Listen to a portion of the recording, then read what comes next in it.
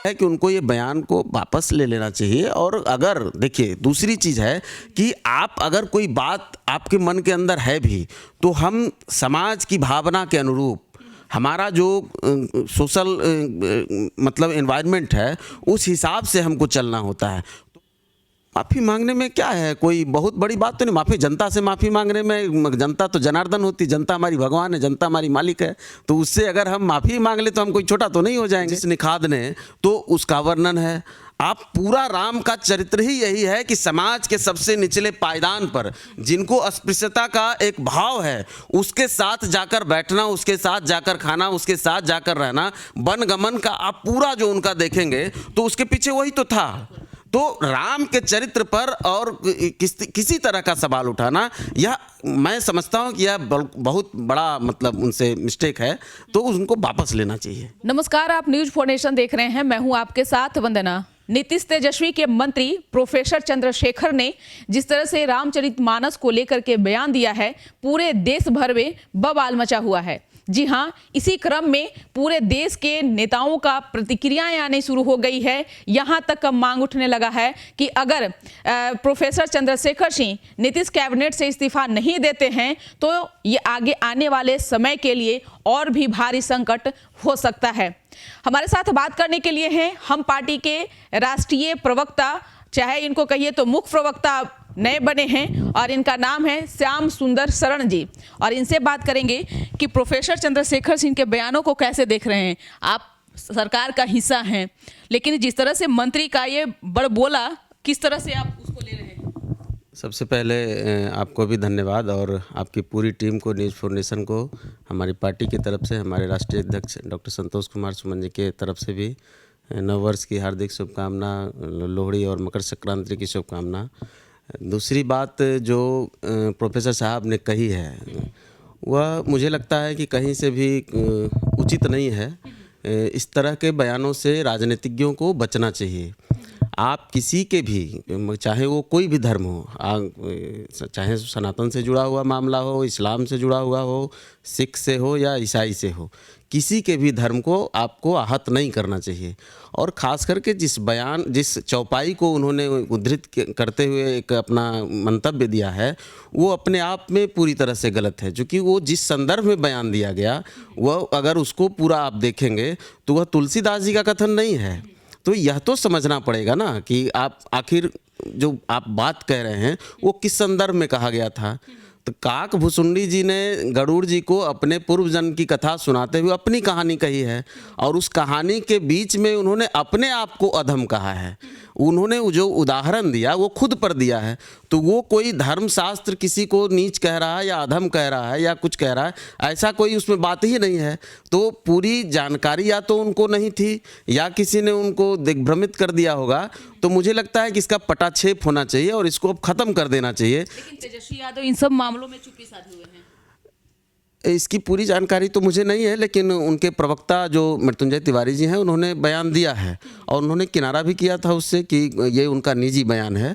और निश्चित रूप से कोई भी पार्टी, देखिए, क्या लगता है कि सहयोगियों पर ये असर तो पड़ेगा ना, क्योंकि जदयू भी एक तरफ से मोर्चा खोल रखा है और लेकिन जगदानंद सिंह समर्थन कि सहयोगियों पर असर पड़ने का, और मैं इसको कोई राजनीतिक मुद्दा बनने देने का या बनाने का कोई पक्षधर भी नहीं हूँ।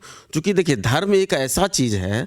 उनका एक कथन था, उन्होंने सदन के अंदर दिया था, संसद में उनका एक बयान था कि आदमी धर्म के बिना नहीं रह सकता है। कोई भी आदमी हो, किसी न किसी धर्म से, किसी न किसी आस्था से वो जुड़ा होता है। आस्तिकता के बाद भी एक धर्म होती है जिसको लोग कहते हैं कि नास्तिकता भी एक धर्म का रूप होता है, कि वो ईश्वर को नहीं मानना भी एक अलग तरह का धर्म है। तो आप किसी को इस तरह का बयान दें कि आपकी आवश्यकता क्या है? इसके लिए धर्म गुरु हैं, इसके लिए शंकराचार्य हैं, ये हमारा विषय नहीं है। धर्म एक हजारों साल, अब हजारों नहीं कि कितने सालों से वाल्मीकि का लिखा हुआ रामायण और उसके बाद तुलसीदास जी का जो रामायण लिखा हुआ है, दोनों में बहुत सारी समानता है, लगभग एक है। तो हम उस पर बहस करने वाले, और ख़ास करके तब जब उसका संदर्भ ही अलग है, वो उस संदर्भ में कोई उसका दूर दूर तक नाता नहीं है, तो वैसे मिस कोट करके किसी को गलत कहना या किसी पर आक्षेप करना, किसी पर प्रहार करना, यह अपने आप में गलत है। लेकिन विपक्षियों का कहना है कि जिस तरह से चंद्रशेखर जी रामचरितमानस पर बयान दे रहे हैं, कह रहे हैं कि नफरत फैलाने वाला है, उन्हें तत्काल इस्तीफा दे देना चाहिए, क्योंकि ऐसे मंत्री को जो है नहीं पद पे बने रहना चाहिए, जो समाज में कहीं ना कहीं एक गंदगी फैला रहा है। सबसे पहले उनको इस्तीफा ले लेना चाहिए। अपने प्रज्ञा जी जो सांसद हैं भोपाल से, उनको उनसे इस्तीफा लेना चाहिए था। उनको नरेश अग्रवाल ने क्या सदन के अंदर कहा, आपको याद होगा, उनको वो अपनी पार्टी में ले लेते हैं। तो ये बात ठीक है कि उनको नहीं बोलना चाहिए था।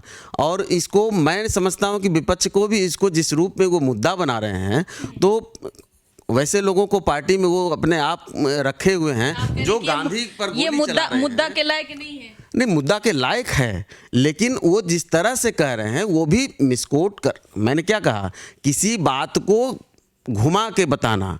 तो जैसे इन्होंने चंद्रशेखर सिंह अपने बयानों पर अड़े हुए हैं। हाँ, नहीं, वो कि किसी में है हिम्मत तो हमारे सामने आकर के तर्क करे। तो तर्क धर्म संसद लगा लें इस पर।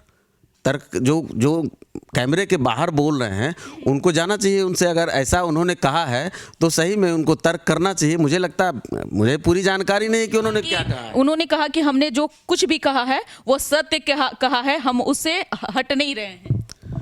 अब देखिए, उनकी बात है, वो अपने मन से जो कह रहे हैं वो उनको तो मैं नहीं रोक सकता।